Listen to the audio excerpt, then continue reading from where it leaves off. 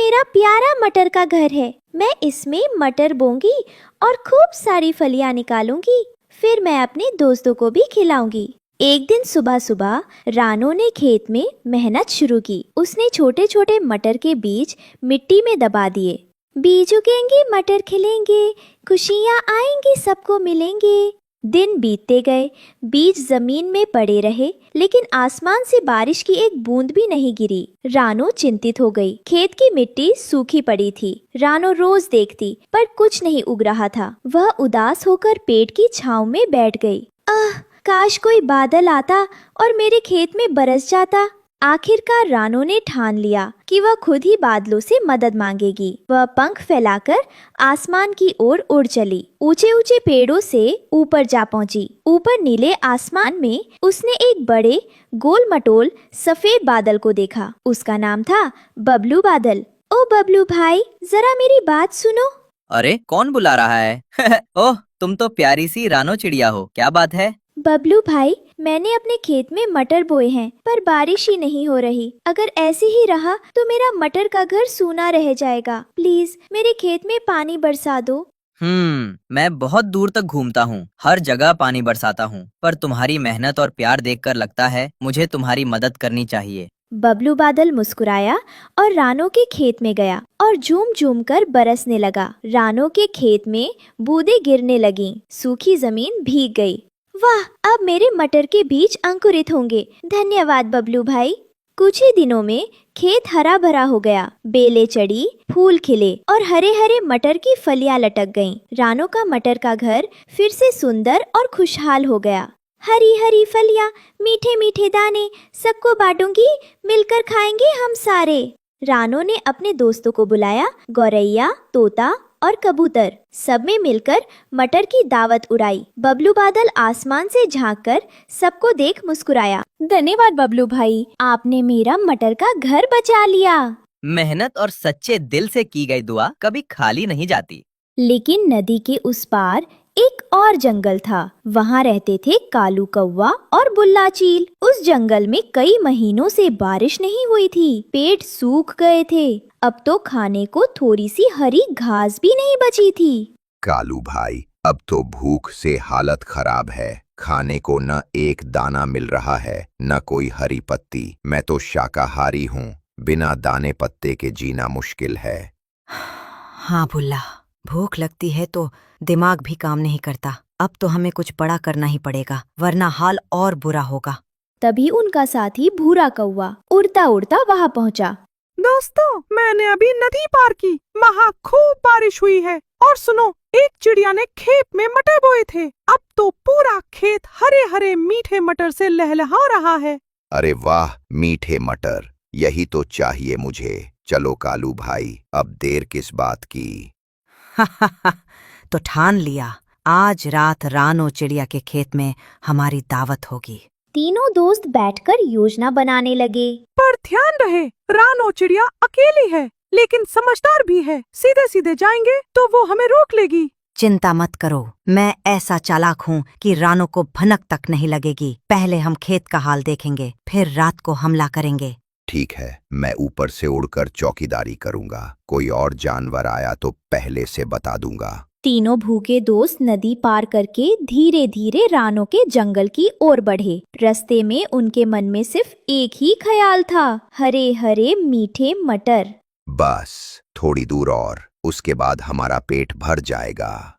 वाह, सोचकर ही मुंह में पानी आ रहा है। इधर रानो चिड़िया खेत में मटर तोड़ रही थी। तभी हवा का झोंका आया और उसे लगा जैसे कोई बुरी नजर उसे देख रही हो। ये कैसी बेचैनी है? ऐसा क्यों लग रहा है जैसे कोई मेरे खेत की तरफ आ रहा है? ऊपर आसमान में भुल्ला चील उड़ रहा था और सब देख रहा था। उसने नीचे कालू कौवा और भूरे कौवे को इशारा किया। हाँ, यही है वो खेत। देखो कैसे हरे भरे मटर चमक रहे हैं। जल्दी आओ। हा, अब रानो की खुशी पर हमारी नजर है। रात का समय था। चारों तरफ सन्नाटा फैला हुआ था। खेत में मटर की बेलें चांदनी में चमक रही थी। तभी नदी पार से कालू कौवा, भुल्ला चील और भूरा कौवा धीरे धीरे खेत की तरफ आने लगे। सावधान रहो, रानो को पता नहीं चलना चाहिए। बस जल्दी से मीठे मटर तोड़ लो, फिर मजे से खाएंगे। रानो चिड़िया ने पहले ही खतरा भाप लिया था। वो अपने खेत की रखवाली कर रही थी। जैसे ही पंखों की सरसराहट सुनी, वो सतर्क हो गई। कौन है वहाँ? मेरे मटर के घर के पास कौन आया है? कालू, भुल्ला और भूरा डर गए, लेकिन जल्दी ही संभल गए। रानो, हमें भूख लगी है। तुम्हारे खेत में बहुत मटर है, हमें भी चाहिए। हाँ रानू, कई दिनों से हमने कुछ नहीं खाया, बस थोड़े से मटर दे दो। मेहनत मैंने की, बीज मैंने बोए, पानी के लिए आसमान तक गई, और अब तुम चोरी करने आए हो? ये सही नहीं है। भुल्ला चील ने सिर झुका लिया। उसे शर्मिंदगी महसूस हुई। सच कहूँ रानू, हम बहुत परेशान हैं, लेकिन चोरी करना सही नहीं था। बुला, गलती मानना अच्छी बात है। देखो, खुशी बांटने से बढ़ती है। अगर तुमने सीधे आकर मांगा होता तो मैं खुद ही मटर बांट देती। रानो ने कुछ मटर की फलियां तोड़ी और कालू, भुल्ला और भूरे को दे दी। सबने मिलकर खेत के किनारे बैठकर मटर खाए। वाह, कितने मीठे और स्वादिष्ट मटर हैं। धन्यवाद रानू, आज हमारा पेट भी भर गया और दिल भी। तुम सचमुच बड़ी दिलवाली हो रानो। अगली बार हम चोरी नहीं करेंगे, मदद मांगेंगे। उस दिन से रानो और नदी पार के पंछियों के बीच दोस्ती हो गई। जब भी रानो के खेत में मटर उगते, वो सबके साथ बांटती, और जब दूसरे जंगल में फल लगते तो कालू और भुल्ला रानो को बुलाकर दावत कराते। इस तरह रानो चिड़िया का मटर का घर सिर्फ उसका नहीं रहा, बल्कि सब दोस्तों की दोस्ती और प्यार का घर बन गया। एक हरे भरे जंगल में एक ऊंचे अंगूर के पेड़ पर रानो चिड़िया और उसके प्यारे पति टुन्नू चिड़ा का घोंसला था। वही उनका संसार था, वही उनकी खुशियाँ थीं। पर उसी पेड़ के नीचे अंधेरे में रहता था एक खतरनाक काला नाग। टुन्नू, देखो, मैंने 2 अंडे दिए हैं।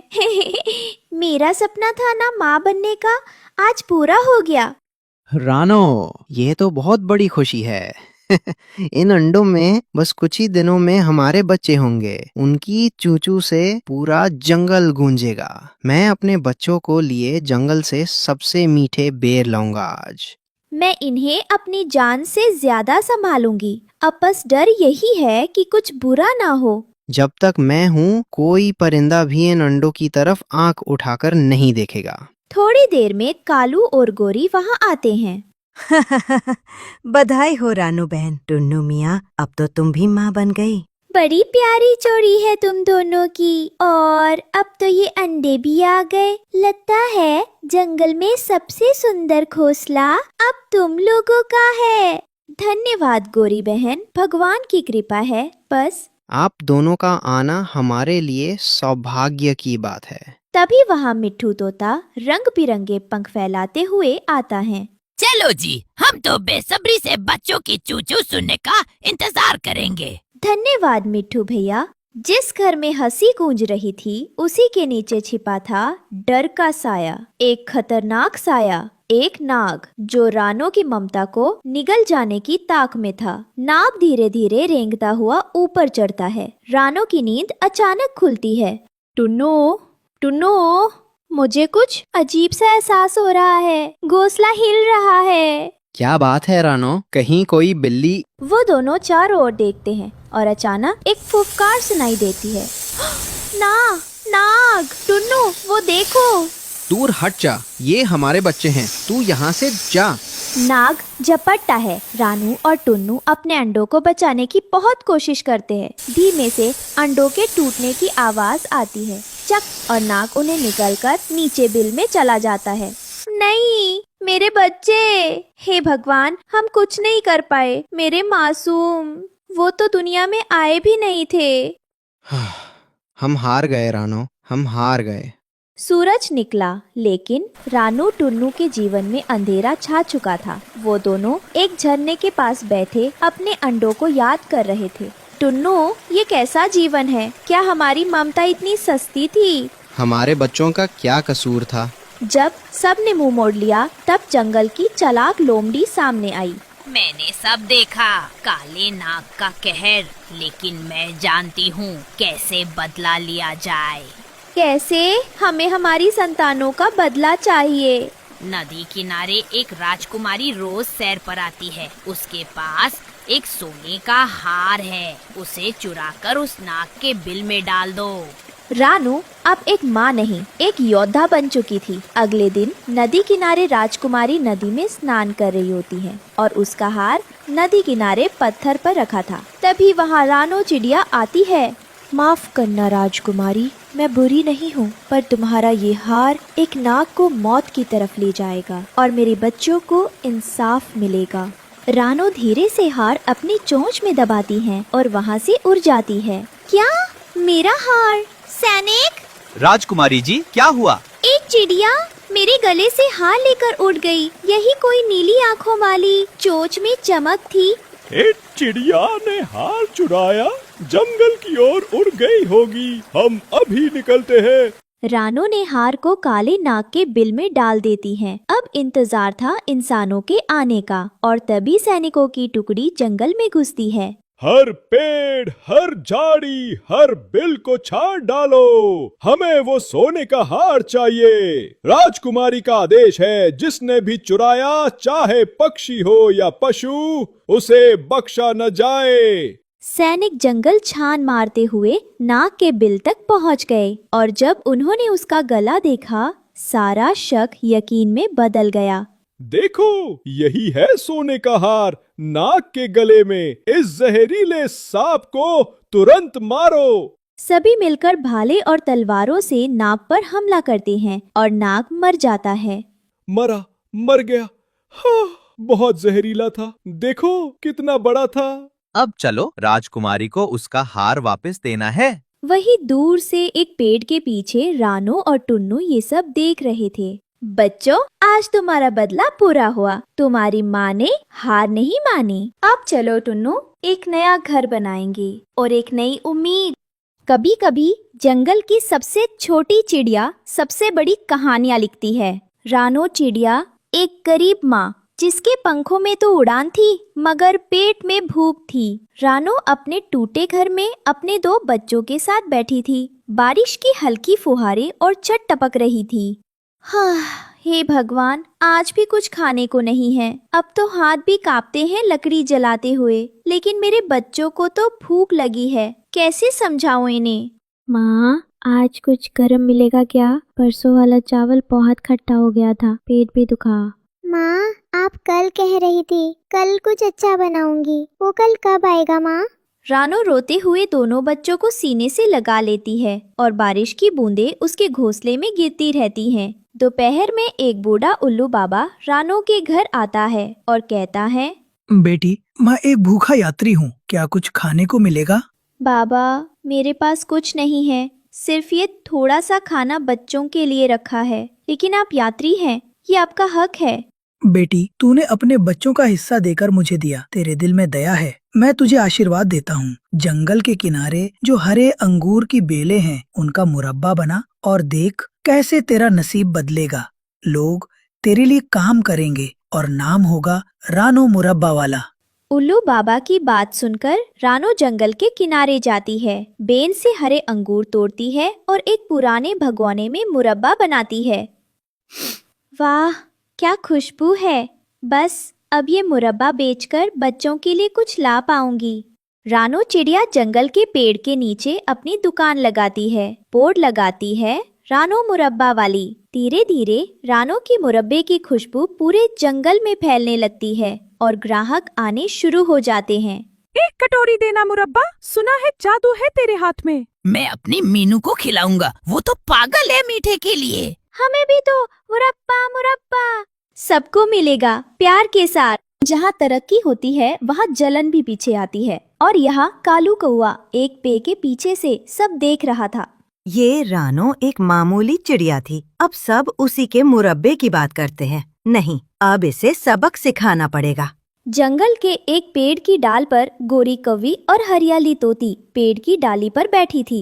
ओ हरियाली, सुना तूने? वो हमारी रानो जो पहले लोगों से उधार में दाने मांगती थी, अब मुरब्बा वाली मैडम बन गई है। हरे अंगूर का मुरब्बा बेच रही है, लोग उसकी इज्जत कर रहे हैं।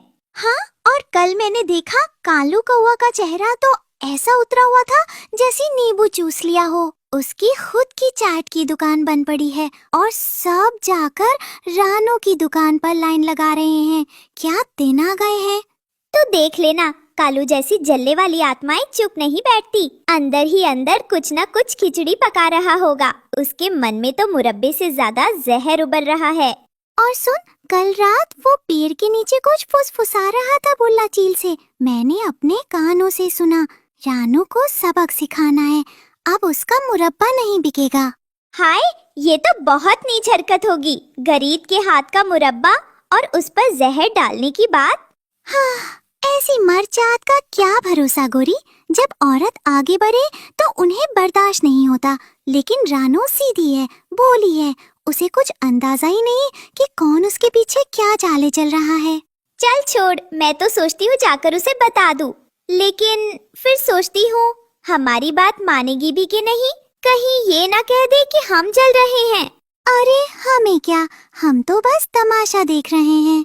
लेकिन जब बात बढ़ेगी तब ये कौवा खुद फंसेगा। पे देखना कैसे पकड़ा जाएगा रंगे हाथ। एक रात कालू बुल्ला चील के कहने पर रानों के मुरब्बे में मिट्टी डाल देता है। अगले दिन कुछ ग्राहक बीमार हो जाते हैं।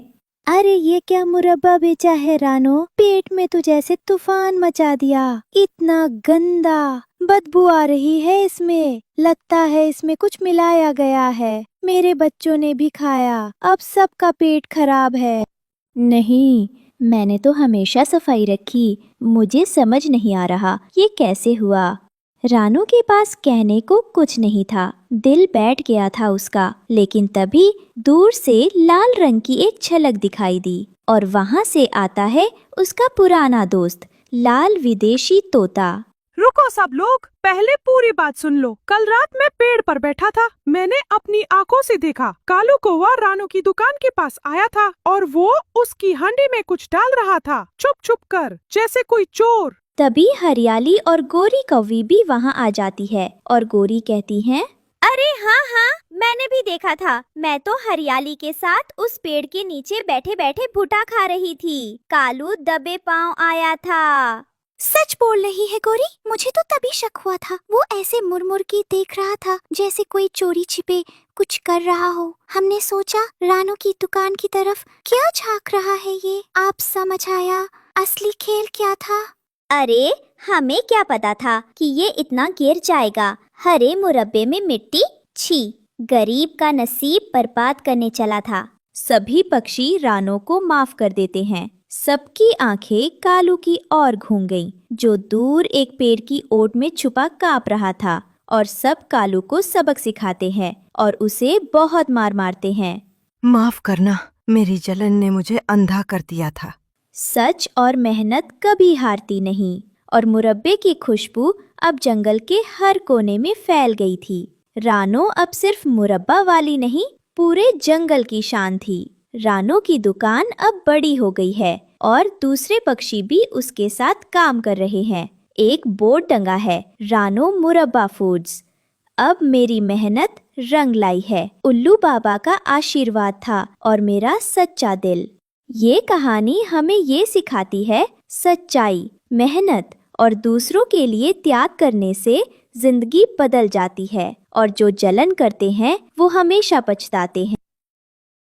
हरे भरे जंगल के बीच एक छोटी सी झील थी। झील के किनारे नरम हरी घास बहुत घनी उगी थी। वही घास की झाड़ियों के बीच रानो चिड़िया ने अपना घर बनाया था। यही मेरा घर है, घास से बुना हुआ, छोटा है पर सुरक्षित है। यही मेरे बच्चे बड़े होंगे।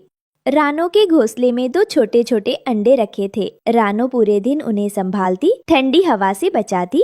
मेरे लाल, जल्दी बड़े हो जाओ, तुमसे ही मेरा घर पूरा होगा। पास ही झाड़ियों में भूखी बिल्ली छिपी बैठी थी। उसकी नजर रानो के घोंसले पर थी। कितने मजेदार अंडे, बस सही मौका मिलते ही दावत उड़ाऊंगी। ये जंगल जितना सुंदर है उतना ही खतरनाक भी। मुझे अपने बच्चों की रक्षा करनी ही होगी। उसी समय पास के पेड़ पर बैठा कबूतर रानो की चिंता सुन रहा था। वह जंगल का पुराना और समझदार पक्षी था। डर मत बहन, मैं तेरी मदद करूंगा। घास का घर छोटा है, पर अगर हम साथ रहें तो कोई दुश्मन पास नहीं आ पाएगा। एक रात रानो घर में अकेली थी। तभी अचानक बिल्ली झपट कर आई और घास के घर को गिराने लगी। रानो घबरा गई। आज मैं भूखी नहीं रहूंगी। नहीं, मेरे अंडों को मत छूना। रानो ने अपने छोटे से शरीर से बिल्ली का सामना किया। वह बार बार उसके पंजों से बचकर अपने बच्चों की ढाल बनी रही। मेरे बच्चे मेरी जान है। जब तक मैं जिंदा हूँ, इन्हें कोई हाथ नहीं लगा सकता। उसी समय कबूतर उड़ता हुआ आया। उसने अपने पंजों से बिल्ली की आंखों पर वार किया। बिल्ली चौंककर पीछे हट गई। भाग यहाँ से। ये घर माँ के प्यार से बना है। इसे तोड़ने की ताकत तुझ में नहीं। कबूतर और रानो की हिम्मत देखकर बिल्ली भाग गई। धन्यवाद भाई, अगर तुम ना होते तो मैं अकेली हार जाती। अकेली नहीं बहन, सच्चे दोस्त हमेशा साथ होते हैं। कुछ दिन बीते। रानो अपने बच्चों की रक्षा में दिन रात लगी रही, पर बिल्ली चालाक थी। पहली बार भगा दी, पर मैं हार मानने वालों में नहीं। इस बार कोई न कोई इनाम लेकर जाऊंगी। बिल्ली फिर घास के घर की तरफ झपटी। रानो ने फिर से उसे भगाया। कबूतर भी आ गया। बिल्ली खाली हाथ लौट गई। कब तक ये खतरा मंडराता रहेगा? हिम्मत रख बहन, तू अकेली नहीं है। तीसरी बार जब बिल्ली आई, उस समय रानो पानी की तलाश में थोड़ी दूर गई थी। मौका देखकर बिल्ली झपटी और एक अंडा उठाकर भाग गई। जब रानो लौटी तो उसका घोंसला टूटा फूटा पड़ा था और अंडों में से एक गायब था। ओह, मेरी बच्ची! मेरी एक बच्चे को मुझसे छीन लिया। मैं सोच रही थी कि मेरे दोनों बच्चे साथ साथ उड़ेंगे, साथ साथ खेलेंगे, लेकिन अब तो मेरा आकाश अधूरा हो गया। बहन, अपने आंसू पोंछ। ये जंगल का नियम है। यहाँ हर माँ को अपने बच्चों के लिए लड़ना पड़ता है। तू अकेली नहीं है। मैंने भी अपने कई अंडे खोए हैं, मगर याद रख, जितना तू टूटी दिख रही है, उतनी ही मजबूत भी है। तेरे पास अभी भी एक संतान है। कबूतर भाई, मेरे दिल में इतना दर्द है कि सांस लेना भी भारी लग रहा है। मैंने कभी सोचा नहीं था कि मेरा घास का घर इतना असुरक्षित होगा। क्यों भगवान, क्यों हर माँ की परीक्षा इतनी कठिन होती है? रानो, तेरे आंसुओं में तेरी मजबूती छिपी है। याद रख, जो बच्चा तेरे पास है वही तेरी ताकत है। उसके लिए तुझे और मजबूत बनना होगा, और जो खोया है उसे याद रखकर अपने जिगर के टुकड़े की रक्षा कर। दिन बीते। बचे हुए अंडे से एक प्यारा बच्चा निकला। रानो ने उसका नाम रखा कुकू। अब तू ही मेरी दुनिया है कुकू। कुकू धीरे धीरे बड़ा हुआ। एक दिन उसने मासूम सवाल पूछा, माँ, सबके घर भाई बहन है, मेरी कोई बहन क्यों नहीं? बेटा, थी, तेरी एक बहन थी। जब तुम दोनों अंडों में थे, बिल्ली आई और तेरी बहन वाला अंडा ले गई। उस बिल्ली ने मेरी बहन छीन ली। माँ, मैं उसे सबक सिखाऊंगा। नहीं बेटा, बदले की आग खतरनाक होती है। नहीं माँ, ये सिर्फ मेरा बदला नहीं, मेरी बहन का न्याय है। कुकू रोज उड़ने की प्रैक्टिस करने लगा। उसने अपने पंजे और चोंच मजबूत की। अब मैं छोटा बच्चा नहीं रहा। मैं अपनी माँ और बहन के लिए लड़ूंगा। एक दिन वही बिल्ली फिर आई। इस बार कुकू जवान हो चुका था। फिर से मजेदार दावत का समय। रुक जा बिल्ली, अब तूने गलत जगह नजर डाली है। कुकू ने पूरी ताकत से उड़कर बिल्ली की आंखों पर चोंच मारी। बिल्ली चीखी और पीछे हट गई। ये मेरी बहन का बदला है। आज से कभी हमारे घर के पास मत आना। कुकू और रानो की हिम्मत देखकर बिल्ली डरकर जंगल छोड़ भागी। बेटा, तू मेरी आंखों का तारा है। आज तूने दिखा दिया कि सच्ची ताकत नफरत से नहीं, बल्कि साहस और सच्चाई से आती है। मैंने सोचा था कि तू अभी छोटा है, नाजुक है, पर आज तूने साबित कर दिया कि तू माँ का सहारा है। मुझे अपनी बेटी का गम तो हमेशा रहेगा, पर तूने मेरी टूटी आत्मा को फिर से जीने की वजह दी है।